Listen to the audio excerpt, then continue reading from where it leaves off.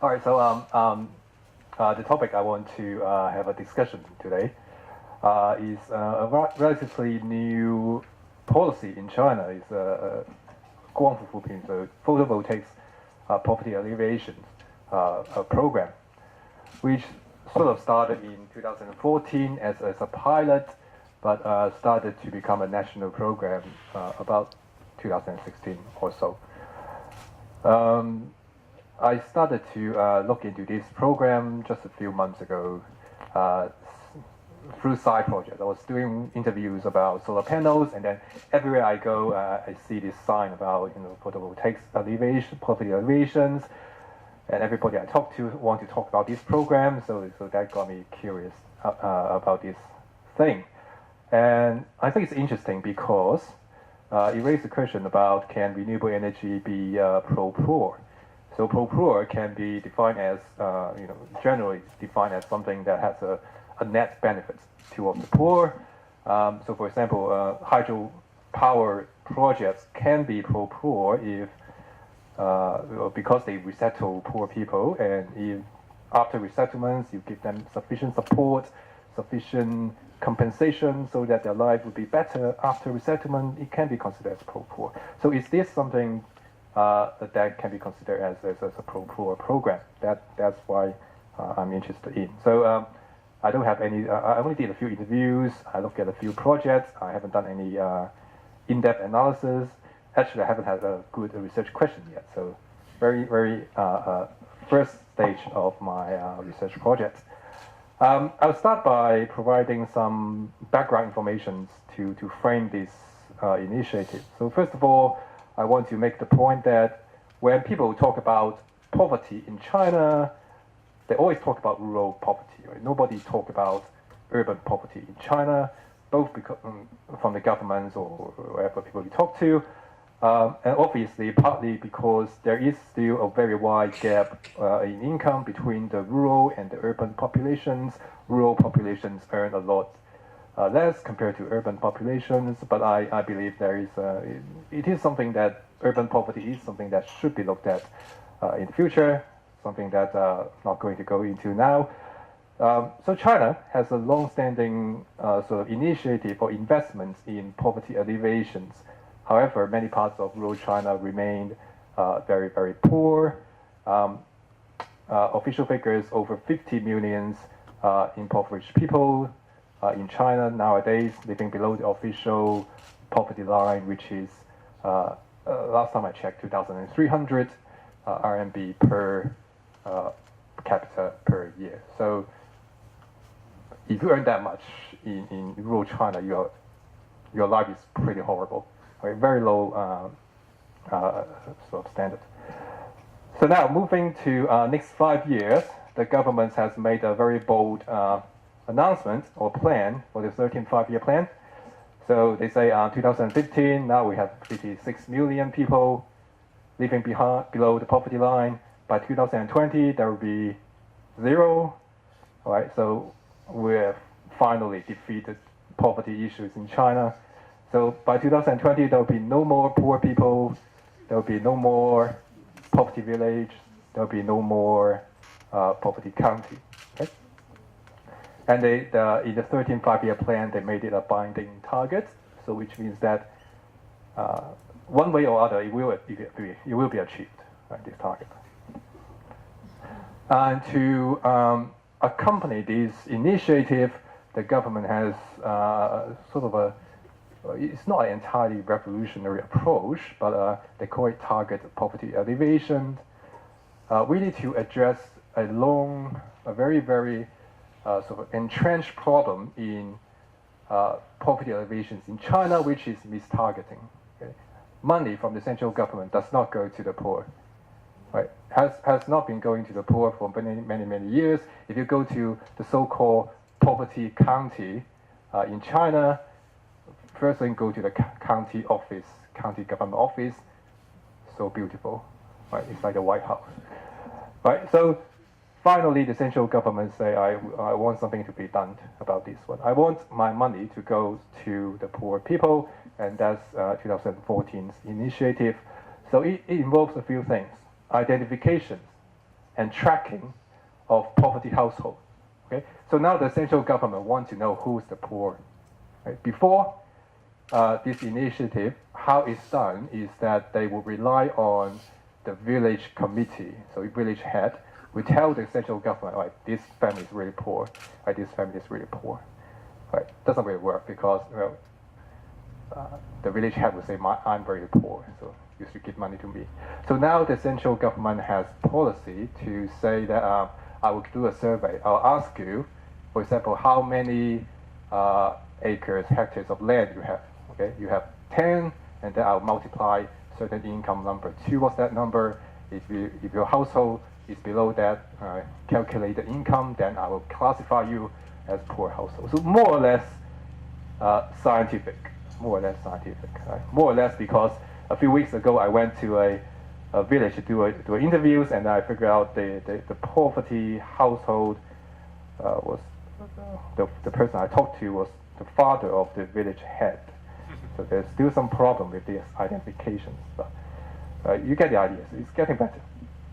But also another component of this target poverty alleviation is to recognize that there is a lot of reasons driving poverty. Or there could be people, they do not have sufficient, health. They don't have education. They have no opportunities.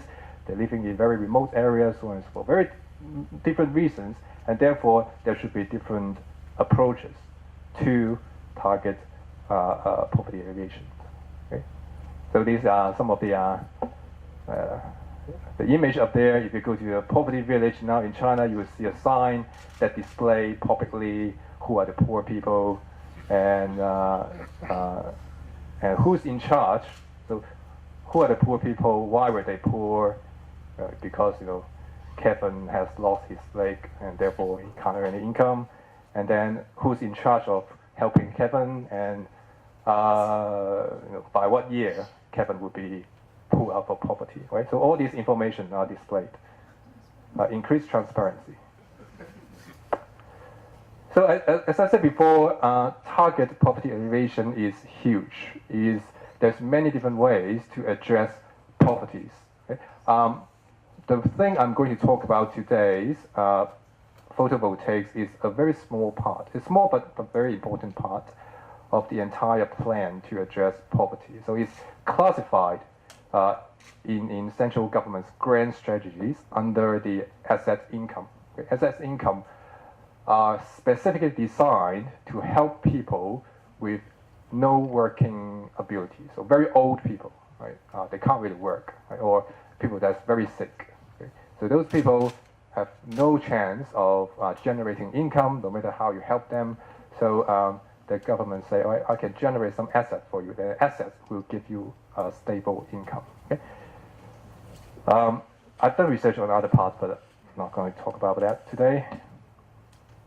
So that's one big issue.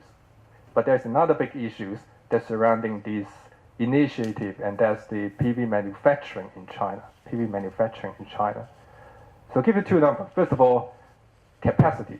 Okay? According to the European Commission, who is sort of against China's PV manufacturing now, according to them, China's aggregated capacity in 2016 was 108 gigawatt.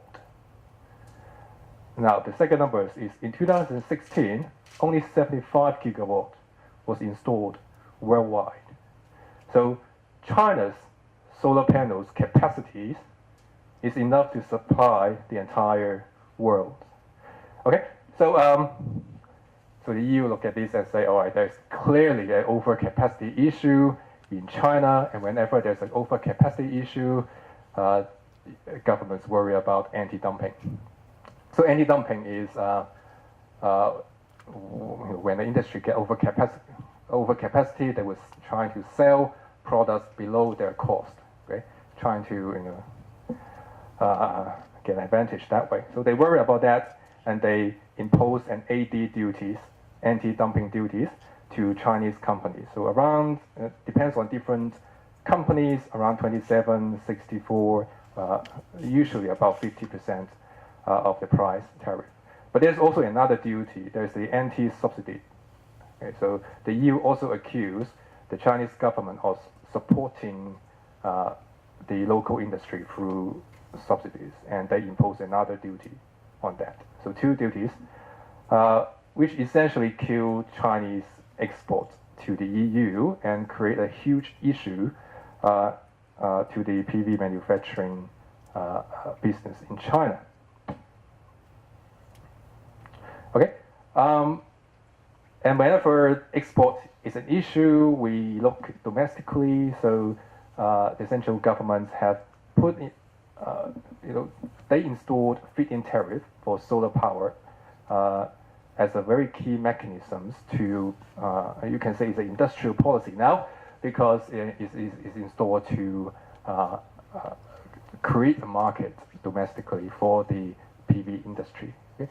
So in 2016, China has added 34.5 gigawatt of capacity, and total we reached about 77.4. Very, very fast increase for the past few years. So another point I want to make, try to frame this initiative, is that rural electrification in China. So what's the percentage of people living in rural area in China that's connected to the grid? And officially, the figure is 100%, and that's achieved in 2015. So for many years, it was 99.4, 99.5, and then finally in 2015, the government declared that they have reached 100%.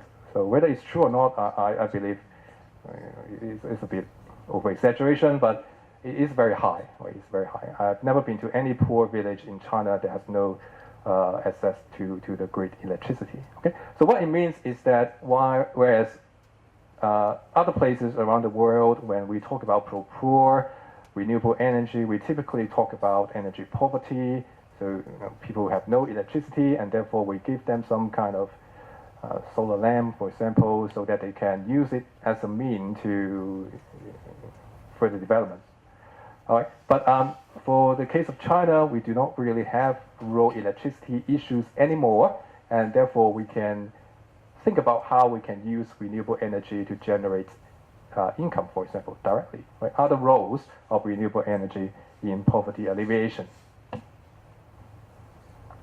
All right, so poverty, so that was the background.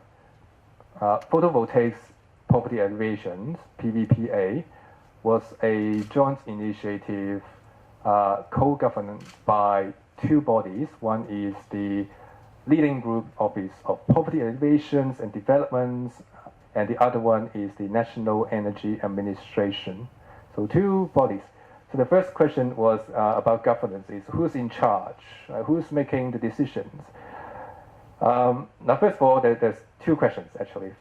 Is it the central government that's in charge, or is it the local government that's in charge? And the second question is is it the energy administration that's in charge, or the poverty office that's in charge? So the answer to the first question was, is mainly most decisions on PVPA was made by the local governments. Okay?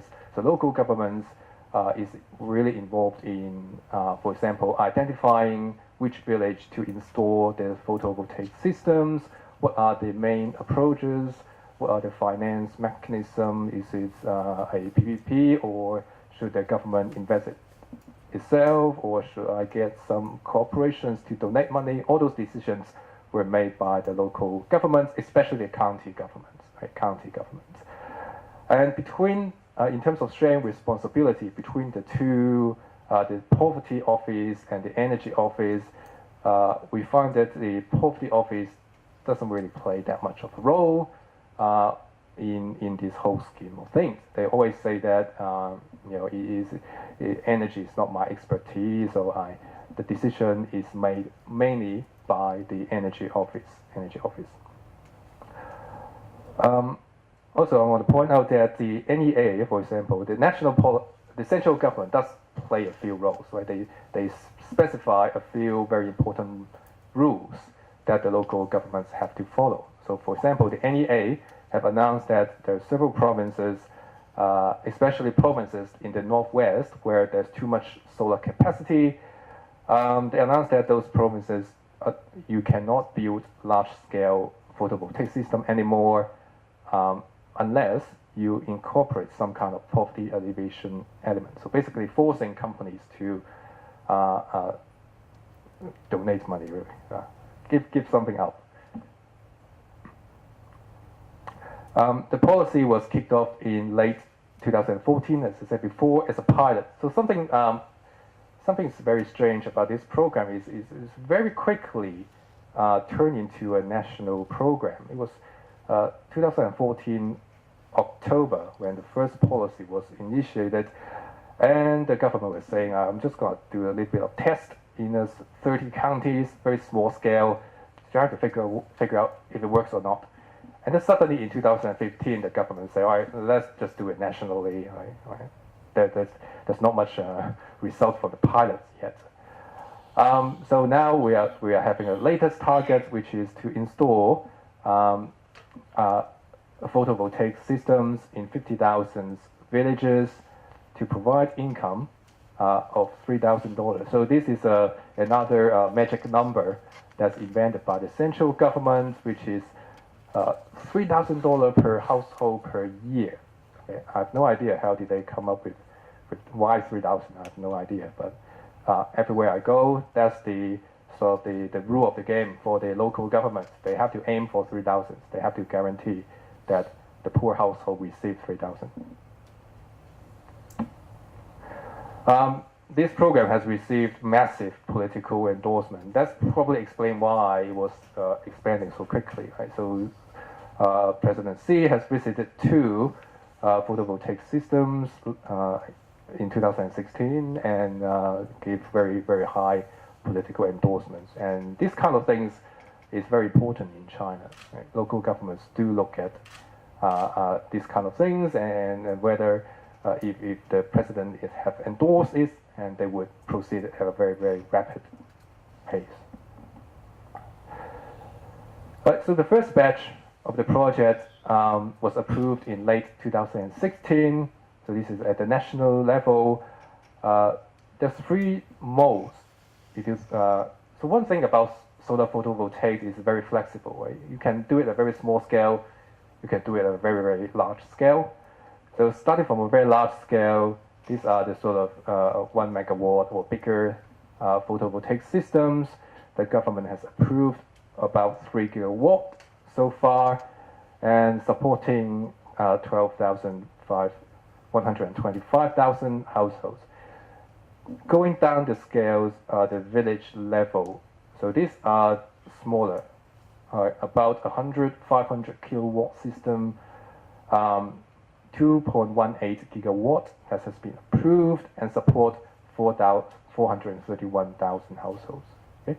So if you look at this figure, you might think it's a bit strange, right? 2.98 gigawatt only can support this much, and then this is a smaller number can support more households. Right? The reason is different mode of investment. So large-scale PV are commercial projects, so they are invested by either the grid companies itself or other power companies. So they make these are for-profit projects, but the companies have agreed to share the profits a little bit for poverty alleviation project purposes. Whereas village level, small scale projects are entirely for poverty alleviation purposes. So those are, I'll talk more a bit later, those are invested by, usually not the villages themselves, but usually from a policy bank, from money from the policy bank, and then the money that generated by this photovoltaic system will be used to repay that loan, and then the rest will be distributed to the poor household. Okay, and the last one, household poverty, household level, so individual houses can install their own photovoltaic systems. There's no approval needed. You can do whenever you want it. So far, it's not very common, right? Especially for the places I visited. Okay, so large-scale photovoltaic system, I visited 2 of them when I spent my time in northeast China. So huge project, typically over 1 megawatt systems.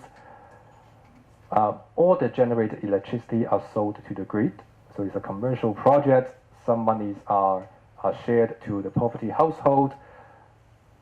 There's a new rule that forbids developers to use agricultural land to build this type of project. And there's another rule that says that this project should have some kind of agricultural benefit. So if you look at, this is one example, where look at, they sort of dig something up here, and their plan is to fill this area with water, and they will use as a fishing area, okay, fishing area. So this is under construction, right? This is something that people hope would look like after it's finished, right? So on the top is some photovoltaics, but you can also use the land to for some productive benefits. Okay, village level are smaller. So this is in a typical poor village.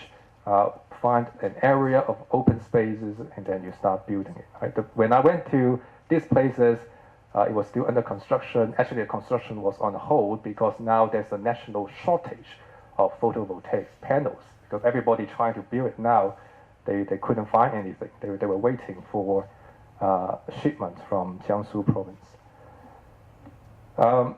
These are non-commercial, so there's no developers' interest in here. All the money goes to the poor people. All right, so finally, last few minutes, I'll talk a little bit about challenges. First of all, this is a common problem in China, is that there's a lack of policy details, so nobody knows what's happening. When I talk to the local officials, I ask them, how are you going to split the money? He said, I don't know. Who's going to be in charge of maintenance? I don't know. Nobody knows what's happening at the moment.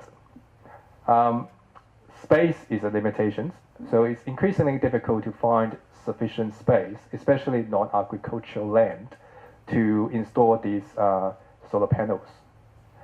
So in the future, what it means is that there could be a push towards rooftop systems, because rooftops would be the most suitable places.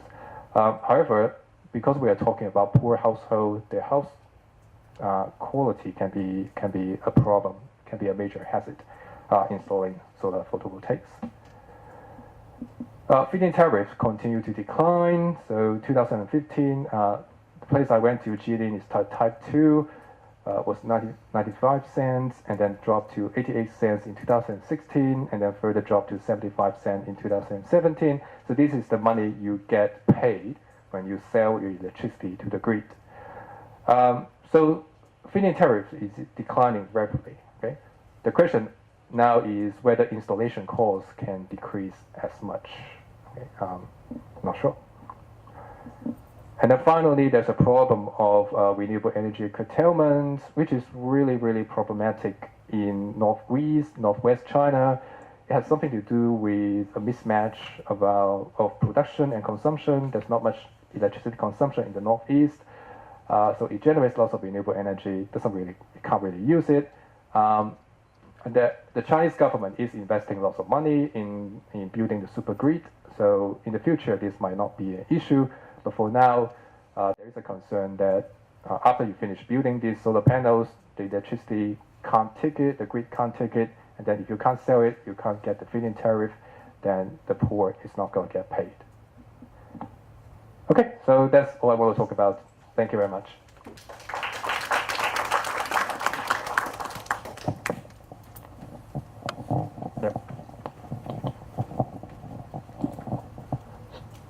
Is selling electricity back to the grid the only conceivable way in which the generated electricity can then generate income for the poor? Are you talking about using the electricity? Yeah, because the idea is you install PVPA at the village level and then use them as an asset to generate money to help the poor. Yeah. Apart from selling it to the grid, is there some other way? So the large-scale projects and the village-level projects, both of them, the electricity will be sold to the grid, not for own consumption. The household projects are different. So if you have a poor household, you want to put something on your roof, those projects will be for consumption first. Okay. If you can't use it, then you sell it to the grid. Going back to the days of the township and village enterprise, I'm surprised the villages are not, as a group, saying, okay, we've now got more electricity, let's start a business as a village collective. Are those political days over? Why are they not doing that? Village committees. Yeah. Village committees is, I would say, is a regional phenomenon that's mostly in the developed areas. The poor village I went to, there's no any kind of The village the collective itself does not have any income. There's no pot of money sitting there to use. There's no any kind of collective action. Is that what you were asking? Yes, I mean, you go back to the 80s in the township and village, and you go to the Gongshi, and from almost nothing, they built businesses, yes, in the 80s. Why, with essentially free electricity now, they're given the solar panels free, so they got free energy. Why is it not possible to use that to build some kind of business or some kind of economic activity, chickens or something? I do think that it's government's hope that the villages would develop some kind of economy, but the reality is not easy. I was doing, it's not related, but I was doing other research on something called rural cooperatives. So it's a very big thing in China now. They were talking about how several farmers can work together so that they can have a bigger farms, more machineries, fewer people. But the actual fieldwork is that there's almost no real rural cooperatives. Most of them are in name only to get subsidies from the government. So, yeah. So thanks a lot, Kevin, for your interesting presentation. So once again, I mean, there's a lot of top to down politics like this, but is the people really ready to act? Because they're not bottom-up initiative, maybe because people are not ready to do it. Because, I mean, what you're talking about, even in France, a lot of people say, oh, let's create a business, even we are not entrepreneurship. And in China, it should be like, oh, free money, let's make a lot of profits out of it and let's create a green economy out of it. So in terms of social thought, is Chinese people ready to initiate bottom-up green economy? I think that's the good question, isn't it? Whether the local people can see this as an opportunity to do something. These kind of village level projects will generate some money, right? And those money half of them goes to the poor people, but another half I suspect will go to the village committee. So how is the village head going to spend those money is the $1 million questions. But another comment is that it is top. If you define top as the county government, it is top down. The local, the poor people I talk to have no idea it's happening. The village committees have no involvement in either site selection or have no say. It's all decisions made by the county government. Yeah. Sorry, I mean, just sort of thinking around, I mean, I've been to very remote villages in Xinjiang, in the Kunlun Mountains, whatever, and these, without being derogatory, these people are totally detached from the 20th century when I was there, let alone the 21st century, and you're sort of 20 kilometers from a road, and you're used to living with sheep, and they're poor still for a reason. So it's a huge sort of psychological gap to move from pushing sheep around to creating a business. So there must be attributes like that that are holding them back. Yeah, I agree. Yes, yeah, that's so my sense as well.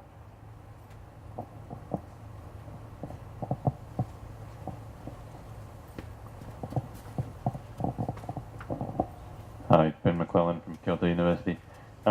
Just wondering whether there's any accounting for like storage, like batteries or something. Because if you want to get rid of curtailment, you put storage.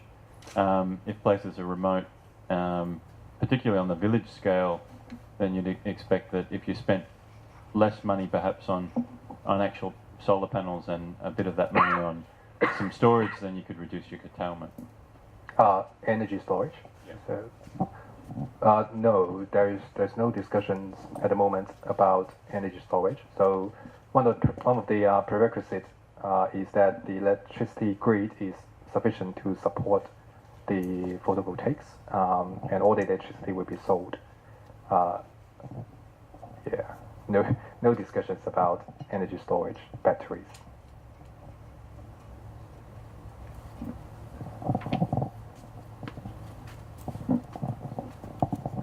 So thank you very much, Aki from Kyoto University. The first, so in the last slide you talked about the curtailment. Yeah. So I'm wondering if actually this village, the generated power in this village is accepted by the grid or not. It's just a clarification. Whether it's accepted, whether the electricity generated. Local grid accept the generated power or not. Because there is as far as I know, there are several rules about the power generation distribution. Mm-hmm. Because first, direct sales is prohibited. So even if the farmers cooperatives generate power, but they cannot directly sell to the consumer. They have to sell to the grid. Mm-hmm. That's right. Yeah. This is the rule. And second, well, even so, the grid can refuse the acceptance of actually, local grid can choose which power to take. So if they have a choice of coal power and renewable power, wind power, they can choose which one to take first.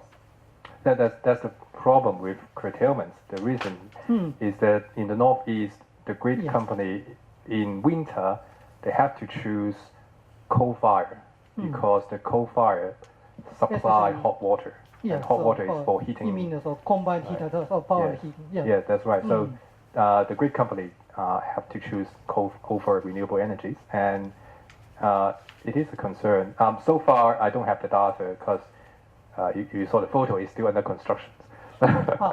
So nobody knows what's going to happen in the next few years. As I said, I'll come back next year and have a look at the data.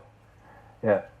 Okay, thank you very much. But I also want to mention that in the Northeast, they were building a sort of super grid. I think it's going from Shandong province and then routed through Jilin and then go to Inner Mongolia. So when that's completed in a few years, it will increase the capacity of power transmission.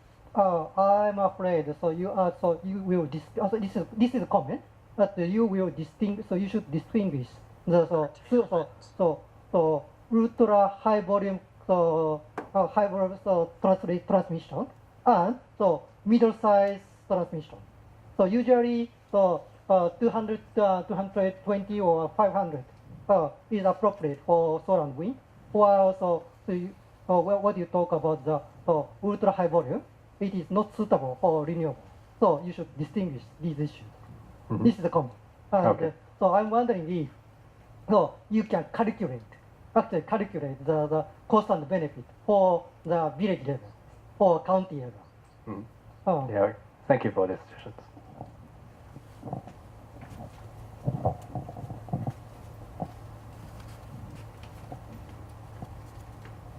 Okay, so just right on time, and if there's no more questions, I'll call these sessions to an end, and let's enjoy our break. Thank you very much.